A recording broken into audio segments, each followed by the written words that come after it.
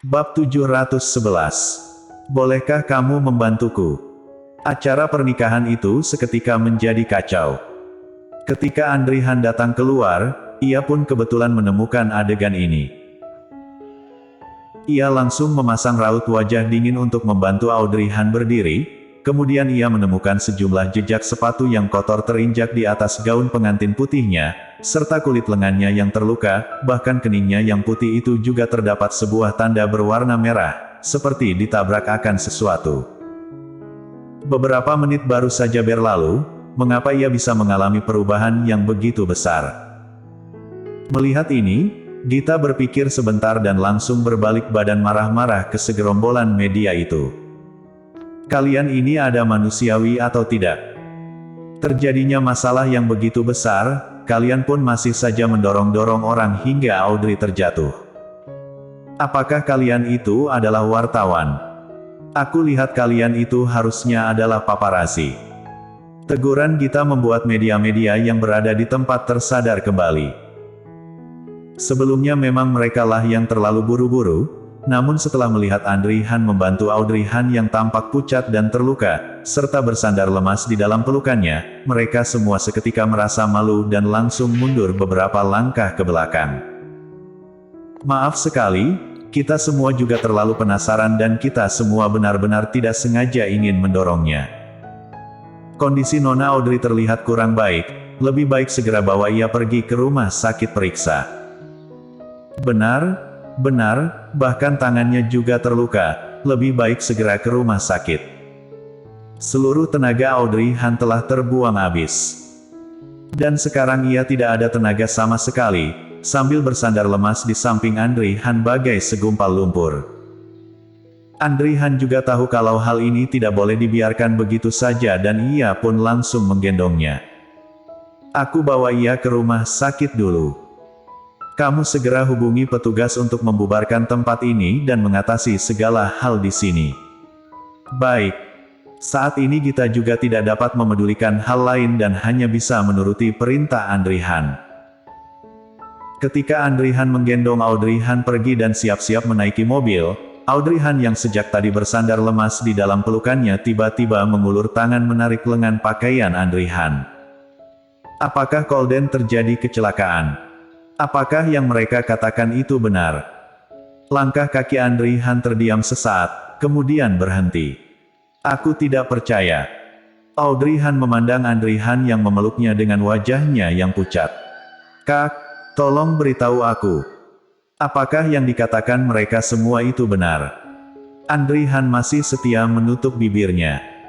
Hingga ia membawa Audrey Han ke dalam mobil, ia baru berkata dengan pelan.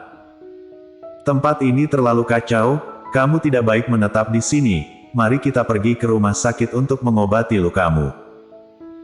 Ia menatap luka gores di atas lengan Audrey Han, serta raut wajahnya yang pucat. Tidak. Audrey Han menggeleng kepala dan menarik lengan pakaian Andri Han erat. Aku tidak mau ke rumah sakit, aku mau ke bandara. Ke bandara. Andri Han berkerut alis. Kalau sekarang pergi ke bandara, mungkin di sana juga sudah dipenuhi dengan wartawan. Aku ingin cari ia, Kak. Audrey Han mendongak dengan tatapannya yang kosong. Tampangnya yang menarik tangan Andri Han sekarang ini tampak seperti seekor ikan yang sudah sekarat dengan meraih erat harapan terakhirnya dan tidak rela melepaskannya. Tatapan yang seperti ini. Andri Han merasa tidak tega melihat ini dan menutup bibir, menggertak gigi berkata, mencari ia. Kamu mau kemana mencarinya? Apakah kamu dapat langsung menemukannya jika kamu pergi ke bandara? Aku mau ke bandara. Audrey Han masih bersikeras berkata. Andri Han memandang supirnya. Pergi ke rumah sakit terdekat, mengobati lukanya.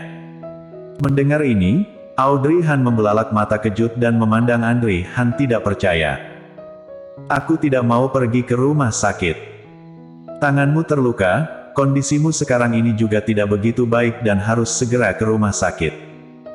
Sikap Andri Han malah sangat keras. Audrey Han. Ia memandang Andri Han beberapa detik. Entah dari mana ia mendapatkan tenaga, ia pun langsung merangkak ke dekat pintu dan mau membukanya. Saat ini mobil tengah bergerak di jalan, dan tingkah lakunya ini sangatlah berbahaya. Andrihan hanya bisa menahannya dan menggeram pelan. Apakah kamu gila? Kamu akan mati jika benar-benar jatuh ke bawah. Tapi Audrey-Han malah membuka mulut berkata dengan keras kepala. Kalaupun aku jatuh mati, aku juga tidak mau pergi ke rumah sakit. Aku sudah bilang aku mau ke bandara. Berhenti. Hentikan. Melihat Audrey-Han yang menggila, Andrihan benar-benar sangat tidak berdaya. Ia telah hidup bertahun-tahun dengan adik perempuannya, dan ia tentu saja mengerti bahwa apapun yang diinginkannya tidak akan pernah berubah. Apapun yang ingin ia lakukan, mau ia harus terluka, ia juga akan melakukannya. Andrihan menahan tangannya, lalu mengejap mata pelan, baru berkata, putar balik ke bandara. Supir itu bertindak sesuai perintah yang diberikan Andrihan. Ia bilang putar balik, supir itu pun tidak berani mengatakan hal lain. Oleh karena itu, ia langsung memutar balik mobil dan pergi menuju di mana bandara berada. Arah mobil akhirnya berubah, Audrey-Han pun mulai merasa tenang, kemudian ia mengeluarkan ponsel dengan jemarinya yang gemetar dan ingin memesan tiket pesawat.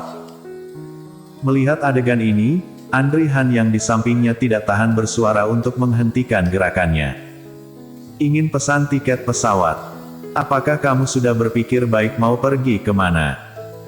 Jika pesawat terjadi kecelakaan, sekarang berita masih belum mengumumkannya, kamu sama sekali tidak tahu kemana kamu harus pergi. Audrey-Han menghentikan aktivitas tangannya, lalu mengangkat kepala memandang kakak laki-lakinya. Lalu, aku harus bagaimana? Sekarang aku tidak dapat menghubungi nomornya dan tidak bisa melihat orangnya, jangan-jangan, kamu mau menyuruhku untuk tidak melakukan apapun. Andrihan menarik nafas dalam dan mengangguk. Benar sekali, kamu tidak melakukan apapun adalah hal yang terbaik sekarang. Kamu harus menenangkan diri dan berpikir dengan baik-baik, apa yang kamu bisa lakukan sekarang. Setelah Andrihan berkata seperti itu, Audrey-Han seketika juga merasa bahwa dirinya sepertinya tidak dapat melakukan apapun. Kalau ia ke bandara dan mau membeli tiket pesawat, lalu kemanakah ia harus pergi?